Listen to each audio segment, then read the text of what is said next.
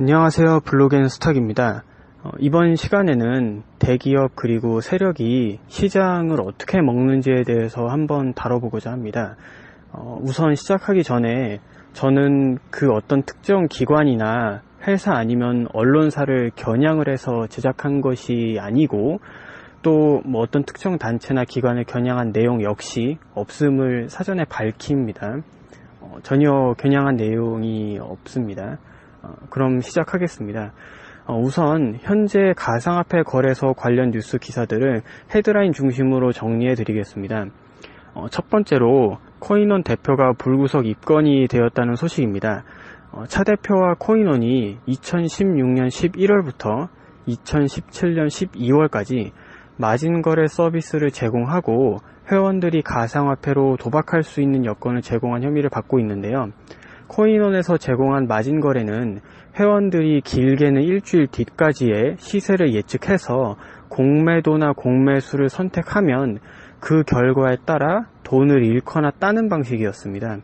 이 과정에서 코인원은 해당 거래를 성사시킨 대가로 수수료를 챙겼고, 이 마진거래가 증시의 신용거래기법과 비슷하기는 하나 당국의 허가를 받지 않았으며 주식이 아닌 가상화폐를 대상으로 했다는 점이 도박으로 결론 내린 근거가 됐다고 합니다. 이에 대해 코인원 관계자는 해당 서비스를 진행하기 전에 법률 전문가들로부터 적법성 검토를 마쳤고, 증거금의 4배를 거래할 수 있게 한 부분을 대부업으로 본 경찰의 판단 또한 그에 대한 이자를 받지 않았기 때문에 대부업으로 볼 수 없다고 반박했습니다. 다음은 빗썸의 세금 추징에 대한 기사입니다. 관련 추징 세액이 300억 원대에 달하는 것으로 알려져서 주목을 받고 있습니다. 국세청은 4월 중순에 빗썸에 대한 세무조사를 마치고 법인세와 소득세 등 300억 원의 세금을 추징했는데요. 보통 세무조사를 하면 불법적인 내용이나 탈세 관련 내용이 나오는 경우가 많은데, 강도 높은 정밀조사를 했음에도 불구하고 불법 행위는 발견되지 않았다고 합니다. 해당 세무조사 결과에 대해 빗썸 관계자는 세무조사가 종료되기는 했지만 구체적인 액수는 통보받은 바가 없다고 이야기했습니다. 얼마 전에 있었죠. 그 업비트 압수수색 이후로 지금 거래소 3대장이 모두 강도 높은 조사를 받고 있거나 받은 상태인데, 국내 거래소 3대장인 업비트, 빗썸 그리고 코인원이 돈을 얼마나 이렇게 벌길래 세무조사도 받고 압수수색도 이루어지고 이러나 해서 관련 자료를 좀 조사를 해봤습니다. 이 자료는 지난 2월 박강원 위원실에서 분석한 자료를 가지고 온 것인데요. 한눈에 봐도 매출액이 적지 않은 것을 보실 수 있습니다. 작년인 2017년 추정 매출액을 보면 빗썸의 경우 3,177억, 업비트는 1,943억, 코인원은 781억으로 상당히 많은 것을 보실 수가 있습니다.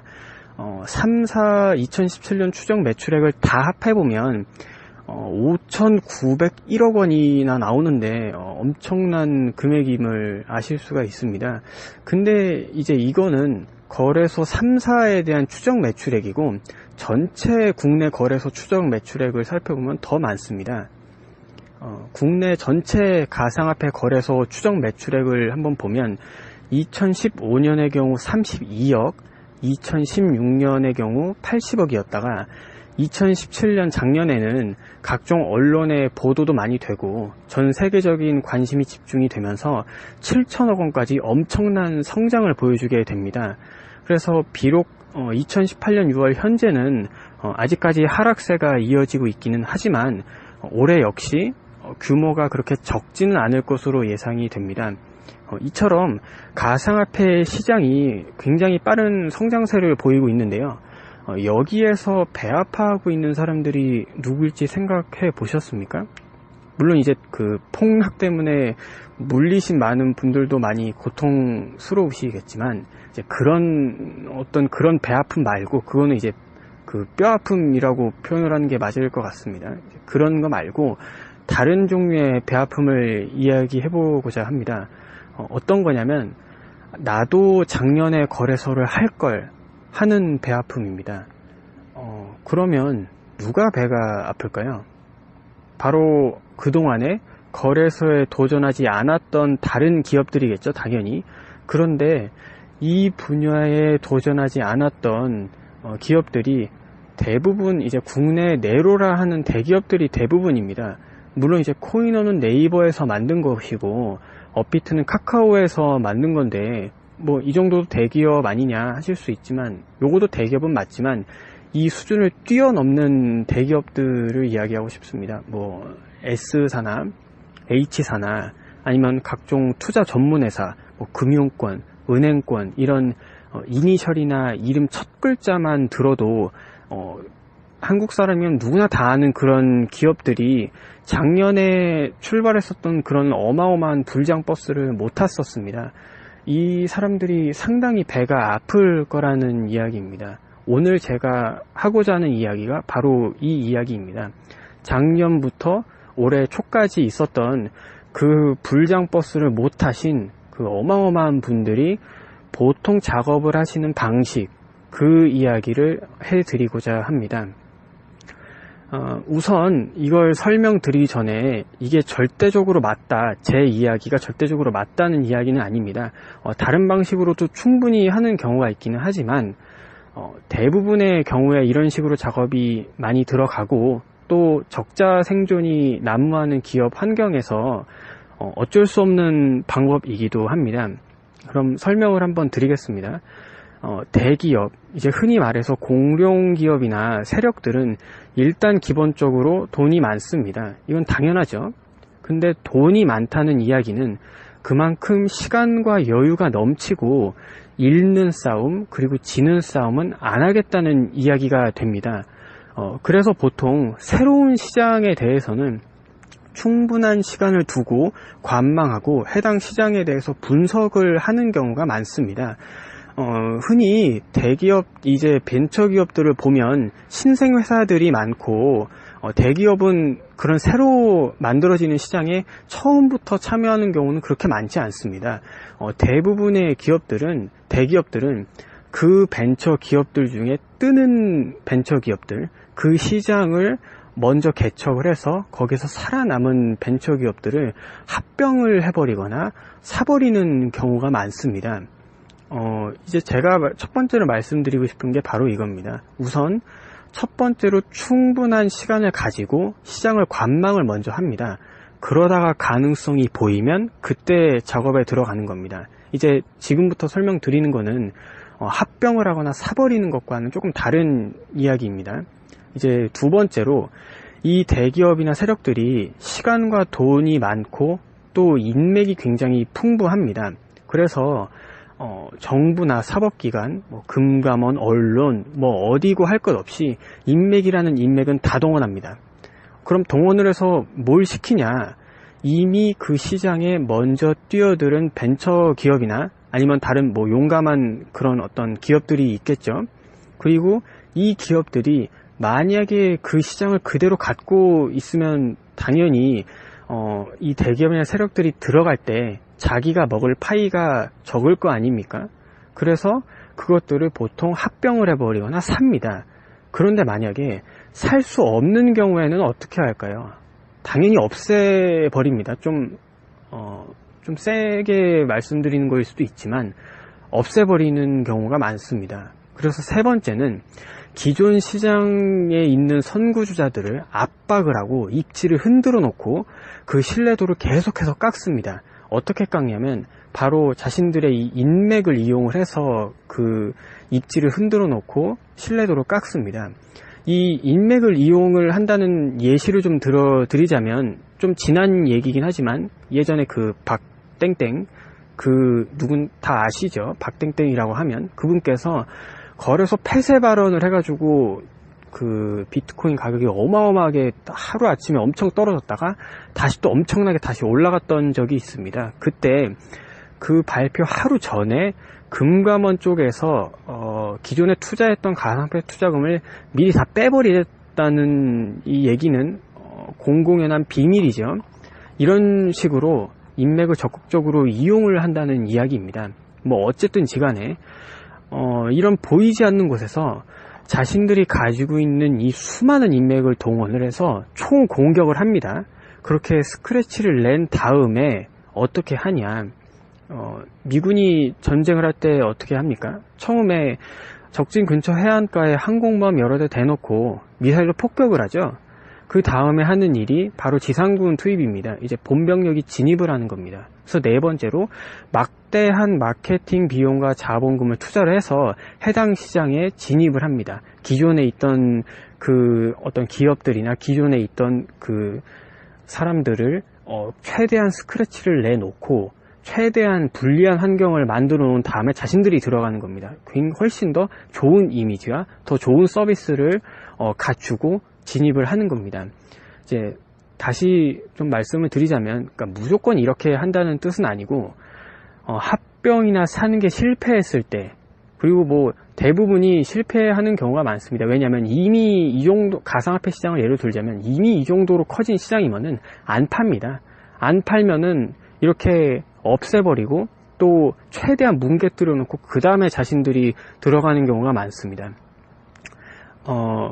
이제 이렇게 하게 되면 사실 기존에 이제 버티고 있는, 예를 들어 이 거래소 3대장들, 이것 같은 경우에는 사실 버틸 힘이 그렇게 많지가 않습니다. 왜냐하면 빗썸을 좀 예로 들자면, 빗썸 이 회사가 원래 처음부터 거래소를 하던 회사가 아닙니다. 이제 한 10년 정도 좀 이름도 없고 좀 무명 생활을 굉장히 오래 하다가 마지막으로 진짜 이번이 마지막으로 해보자 라는 마음으로 거래소를 찾다가 대박이 난 회사입니다. 여기는. 그래서 기존에 어떤 그렇다 할 굉장한 인맥이나 방어 수단이 만들어져 있는 것이 없습니다. 그래서 이제 세력이나 대기업이 총 공격을 하고 인맥을 동원하면 좀 많이 좀 깎여 나갈 수밖에 없는 구조입니다. 그리고 이렇게 딱 봐도 먹기 좋은 밥그릇이 있는데 그분들 입장에서 가만 놔두실 리가 없죠. 그리고 가만히 놔둔다면 그 위치에 가 있으실 분들이 아니겠죠. 여기에서 이제 대기업이나 세력이 가장 많이 이용하는 게 뭐냐면 바로 언론입니다. 이제 언론 기사 띄우는 거 생각하시는 것보다 굉장히 쉽습니다. 이제 돈이 좀 있으신 분들, 아니면 돈이 굳이 많지 않다고 하더라도 유료로 광고를 집행을 하면 광고 티가 안 나, 최대한 안 나게 광고 기사를 써줍니다. 이제 제가 괜히 예시로 들어드렸다가 잘못될까봐 예시까지는 안 들어드리겠지만 제가 실제로 해봤습니다. 좀 이런 광고 관련 일이 제 본업이라 몇 번 해봤는데 요즘은 좀 단가가 오르긴 했지만 작년까지만 해도 한 20-30만원 정도 주면 포털 사이트 뉴스 영역에 노출을 시켜줬습니다. 그것도 이제 페이지가 1페이지냐 아니면 뒷페이지냐, 어떤 포털 사이트에다가 올려주느냐에 따라서 단가의 차이가 조금 있기는 하지만 그렇게 말도 안 될 정도로 터무니없이 비싸지는 않습니다. 그러면 이제 언론 부분에 대해서 좀 설명을 드리자면 이런 걸 왜 하냐, 왜 돈 받아가면서 이런 짓을 하냐, 결론부터 말씀을 드리면 어차피 언론은 트래픽으로 먹고 살기 때문입니다. 이제 여기서 트래픽은 방문자라고 생각을 하시면 됩니다. 이 부분을 조금 더 설명드리기 위해서 업비트 압수수색 관련 기사들을 좀 가지고 왔습니다. 이제 아실 분들은 이미 다 아실 겁니다. 현재 업비트 압수수색이 아직도 진행 중에 있습니다. 결과는 아직 안 나왔고요. 그때 압수수색이 진행이 된 이유가 이 거래소에 없는 코인을 있는 것처럼 속여서 거래하고 있다, 그래서 사기 혐의가 있다, 이런 이유로 압수수색이 들어갔었습니다. 제가 지금 헤드라인으로 그리고 자료로 뽑아가지고 온 건 그에 좀 반대되는 의견 혹은 반론, 이런 자료들인데요. 업비트가 비트렉스랑 제휴를 맺고 있습니다. 그래서 현재 원화 마켓을 제외한 다른 마켓에서 이루어지는 거래를 중개를 하는 방식이고 장부상으로 책임을 지는 구조가 있다고 합니다. 근데 이거를 당국에서 비합법적 장부 거래로 판단을 했다는 거죠. 또 업비트가 이미 3월 초에 그 이제 땡땡 거기 회계 법인을 통해서 거래 사이트 자체 보관용 지갑에 있는 가상화폐 거래 원장에 있는 그 가상화폐를 비교해서 코인 종류별 수량까지 100% 일치한다는 공증을 받았다라고 밝힌 적 역시 있다고 합니다. 물론 이것 역시 완전히 확실한 것은 아니고 수사가 진행 중이고 나중에 결과가 나와 봐야 확실하겠고, 또 업비트가 만약에 사기를 친 게 맞다면 진짜 투자자들에게 큰 실망을 안겨줄 것이라는 점은 분명합니다. 근데 결과가 사기로 판단이 되면 당연히 뭐 이용을 안 해야겠지만, 만약에 사기가 아닌 걸로 판단이 되면 이미 초래한 이 결과에 대해서 좀 생각을 해봐야 될 부분이 있습니다. 그러니까 한마디로 사기인지 아닌지 일단 이거는 둘째 치고, 이미 초래한 결과가 두 가지가 있는데, 뭐냐면 첫 번째는 가상화폐 시세가 이미 하락을 해버렸습니다.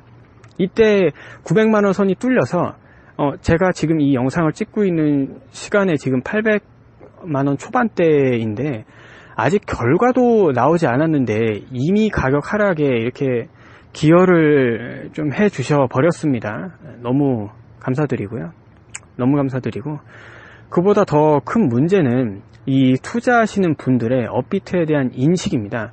물론 이제 진짜 사기라고 밝혀지면 당연히 여기서 거래를 안 해야겠죠. 그런데 사기가 만약에 아니면 어떡합니까? 이거 그 조사한 정부기관이랑 이런 걸로 대량으로 뉴스 내보는 언론사들이 보상을 해줍니까? 당연히 안 한다는 겁니다. 어차피 언론사들은 정정보도, 뭐 오보도에 대한 사과문, 아니면 혐의 있었지만 없었다, 그냥 이렇게 기사 하나 내면은 끝이거든요. 물론 이렇게 생각하시는 분들이 계실 수도 있습니다. 아직 조사 안 나왔으니까 그냥 기다리면 되고 딱히 문제 뭐 되는 게 없는 거 아니냐 라고 생각하실 수도 있지만, 문제는 대부분의 경우에 뉴스 기사를 접하실 때 사람은 조사나 뭐 형용사, 부사 이런 것까지 기억을 못합니다. 단어까지만 기억을 합니다. 예를 들어 업비트가 압수수색해서 사기 혐의를 받아 관련 수사가 진행 중이다, 이것까지 이 풀 문장을 다 기억을 못합니다. 일반적으로 어디까지 기억하냐면 업비트 압수수색, 요런 것까지만 기억을 합니다. 아까 제가 코인원이랑 빗썸 뉴스 말씀드렸었죠. 뇌리에 뭐가 남으십니까? 코인원 대표 불구속 수사, 코인원 마진거래 불법, 빗썸 세무조사, 빗썸 세금 추징, 이런 게 남습니다. 사실상 예전에 그 남자 연예인분들 몇 분이 성추행이나 뭐 성폭행 의혹 이런 거에 좀 시달리셨었죠. 물론 지금은 그 어떤 법정 공방을 통해서 그 여자분들이 꽃뱀이고 거짓말인 걸로 판결이 다 나서 뭐 합의금을 물어주기도 하고 뭐 여자분들이 감옥에 가기도 하고 이랬는데, 재판에서 이기면 뭐합니까? 이미 이미지가 다 망가져서 그분들 연예인 생활을 못 하십니다. TV에도 안 나오시잖아요. 물론 다시 말씀드리지만 거래소를 제가 대변을 하는 것도 아니고, 사기가 맞거나 불법적인 행동을 했으면 당연히 관련 처벌을 받고 그 거래소를 이용 안 해야 되는 게 맞습니다. 당연히 그래야죠. 그런데 무턱대고 이렇게 들쑤시는 게 조금 그렇다는 겁니다. 그리고 언론에 대해서 좀 말씀을 좀 더 드리면, 앞서 제목에서 말씀드렸다시피 언론이 트래픽으로 먹고 산다고 말씀을 드렸습니다. 그럴 수밖에 없는 것이 각종 플랫폼 그리고 SNS, 또 중소기업에 버금가는 뭐 일반 SNS 스타들이 광고를 다 가져가서 언론에서 따갈 광고가 없습니다. 그래서 공중파 역시 언론사에다 광고를 안 줍니다. 왜냐하면 1인 미디어가 성장을 하고 있기 때문에 이런 공중파가 많이 죽어서 공중파 역시 언론사에다가 줄 광고가 없습니다. 이제 뭐 종이신문 구독하는 시대 역시 끝났고요. 그럼 뭘로 보냐면 이런 걸로 봅니다. 이제 화면을 보시면 하나는 그 랜덤 뉴스를 이제 아무거나 클릭을 했을 때 나온 PC 화면이고요. 다른 하나는 사전투표율이라는 키워드로 검색한 기사의 모바일 화면입니다. 보시다시피 광고가 반입니다. 지금 가려놓은 부분은 기사 내용인데 광고가 반입니다. 이제 심지어 모바일 화면으로 보시면 로딩 버튼도 캡처가 되어 있는데 이게 제가 광고가 너무 많아서 1분 동안 기다렸는데도 로딩이 다 안 되더라고요. 그리고 여기 보면 좀 아이들이 보기에 부적절한 광고들도 있습니다. 또 모바일의 경우, PC의 경우에도 그런 경우가 덜어 있는데 여기에서 뒤로 가기 버튼을 누르면 갑자기 이상한 쇼핑몰이나 다른 사이트로 넘어가는 경우가 있습니다. 이걸 전문 용어로는 납치 광고라고 하는데 페이지를 리다이렉트를 시켜버리는 겁니다. 이게 오류인 것 같지만 오류가 아니라 해당 언론사들에서 의도적으로 설정을 한 일종의 광고 형태입니다. 이런 것까지 이제 넣는다라는 거죠. 그래서 언론사들이 사실상 객관적인 어떤 보도보담도 약간 어그로성, 그리고 그날 사람들이 관심을 갖는 키워드로 빠르게 그리고 대량으로 기사를 써내려가는 이유가 바로 이런 클릭 광고나 트래픽 광고가 주 수입원이 돼버렸기 때문에 더더욱 이럴 수밖에 없는 겁니다. 그런데 막말로 큰 기업이나 세력이 거액의 돈을 주면서 요런 기사 써달라고 한다? 안 쓰겠습니까? 당연히 안 할 이유가 없습니다. 많은 이야기를 드렸는데요. 말씀드리고 싶은 건 이거였습니다. 저도 그렇고 투자하시는 많은 분들이 가슴에 새기는 말이 있습니다. 가슴은 뜨겁게, 머리는 차갑게. 투자할 때도 마찬가지고, 연애할 때도 마찬가지고, 열정을 가지고 관심을 갖되 무조건적인 맹신은 하지 말고 한 걸음만 좀 떨어져서 다른 관점으로도 한 번쯤 생각해 보시는 건 어떨까 하는 겁니다. 제 영상에 대해서 다른 관점을 가지신다? 물론 그거 역시 대환영입니다. 제가 하는 말이 다 맞지가 않습니다. 이제 시작하는 유튜브 채널에 불과한 것이고 제 영상에 대해서 다른 의견이 있으시다면 얼마든지 다른 관점으로 생각해 보셔도 좋고, 그러시면서 이 가상화폐나 주식시장을 바라보시는 것 역시 있는 그대로만 받아들이실 수도 있겠지만 다르게도 한번 생각해 보시면 좀 더 좋은 판단을 할 수 있지 않을까 하는 생각이 듭니다. 그리고 당연히 충분히 공부하고 투자해야 하는 것 역시 이건 너무 당연하죠. 제 영상은 여기까지고 긴 영상 봐주셔서 감사합니다. 앞으로도 열심히 하겠습니다. 감사합니다.